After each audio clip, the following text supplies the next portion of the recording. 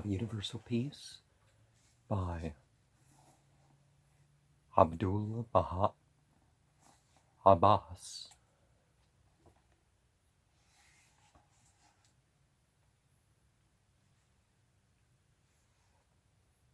If a man slays another man, we brand him as a murderer and a criminal and sentence him to capital punishment.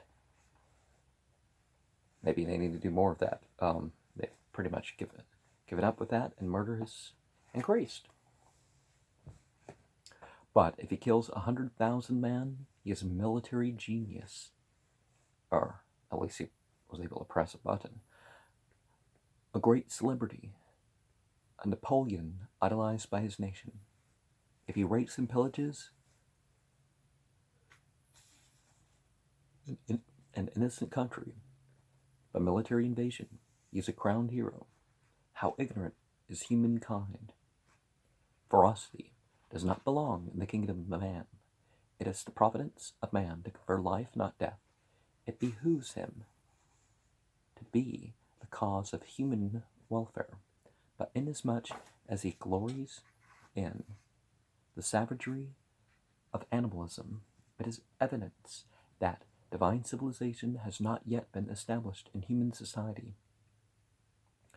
War is something to be very ethical about, not just, I can win, Material civilization has advanced unmistakably, but because it is not associated with the divine civilization, evil and wickedness abound. In ancient times, if two nations were at war 12 months, not over 20,000 men would be killed. Now the instruments of death have become so multiplied and perfected that 100,000 can be destroyed in a day. In 3 months, during the Russo-Japanese War, 1 million perished. This was undreamed of in former cycles. The cause is the absence of divine civilization. This revered American nation presents evidences of greatness and worth. It is my hope that this just government will stand for peace, so that warfare may be abolished throughout the world, and the standards of national unity and reconciliation be upraised. Well, they were far from even the Civil Rights Act, and even in recent years, some things have had to been removed. So the hope that America will have a just government one day, instead of just being more just than some nations. Just like the Ayatollah Khatami, or Khamenei, or what was the guy's name? But he hopes that America will have a just nation someday. That's what they mean by their chant that they've been saying for 40 years or whatever. This American nation is equipped and empowered to accomplish that which will adorn the pages of history, to become the envy of the world, and be blessed in the East and the West, for the triumph of its democracy. Well, it never had a democracy. I pray that this may come to pass, and I ask the blessing of God on behalf of you all.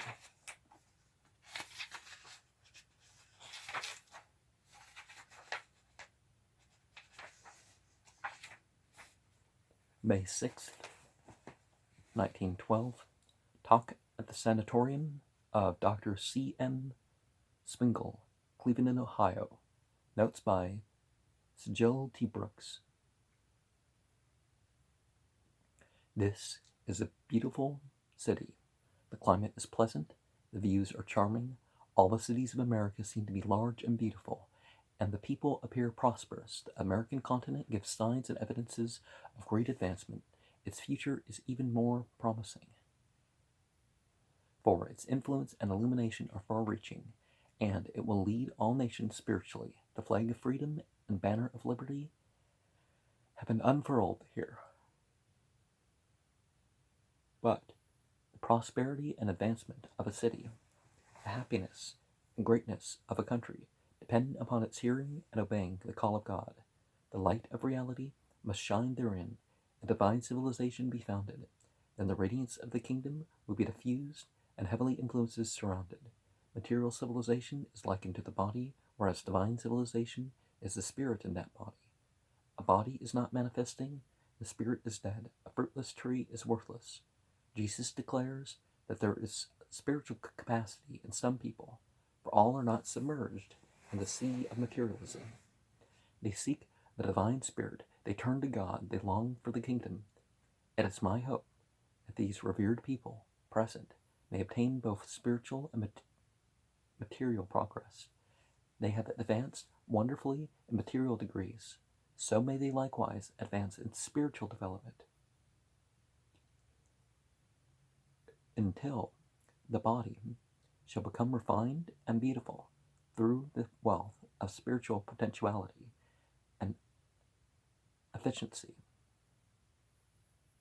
Praise be to God, the sun of reality has dawned, and its effulgences are shining from all horizons. The signs of God are resplendent, and the teachings of the heavenly messengers are being spread. May the hearts be directed to the kingdom of God, and become illumined by witnessing the lights of God, in order that all created beings may obtain a portion of the divine bestowals. May the spirit of life be restored through the divine graces of the Almighty, and may the East and West be bound together. May oneness and harmony become manifest in all regions. May the people of the world become as one family and obtain the everlasting bounty. May the doors of the kingdom be open from all directions, and the praise of the name Abha be heard throughout the earth. Abha is in God.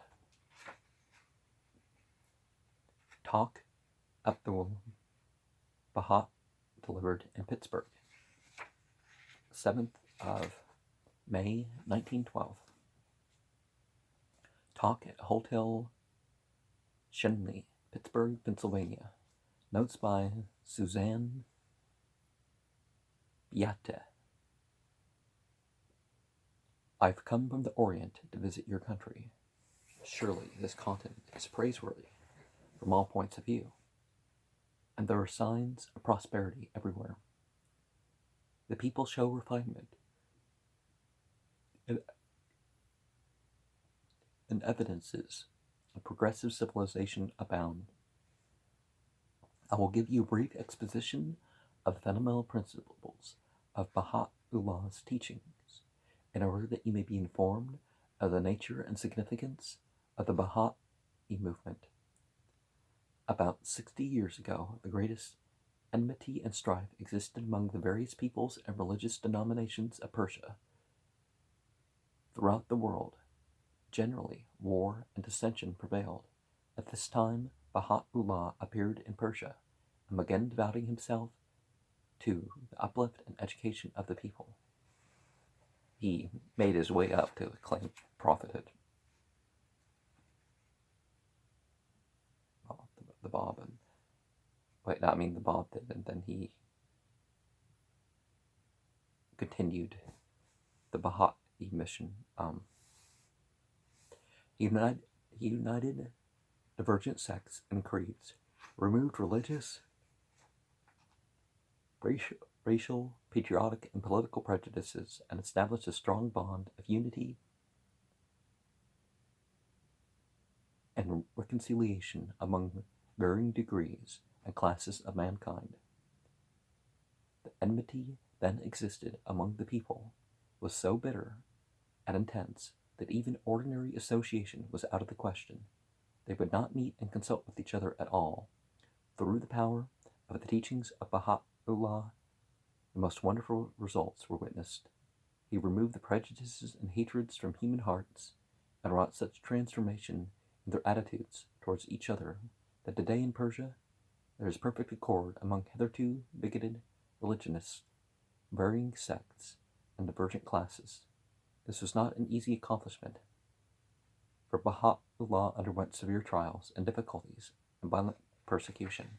Well, Abdul Baha wasn't known to try to recruit anybody to turn against the Persians and such. And just because he was involved in this thing doesn't mean that any peace made in the country was because of him. And we find reasons to think that this is quite the overstatement.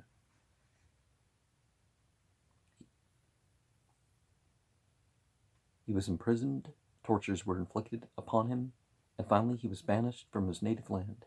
He bore every ordeal and infliction cheerfully, and his successive exiles from country to country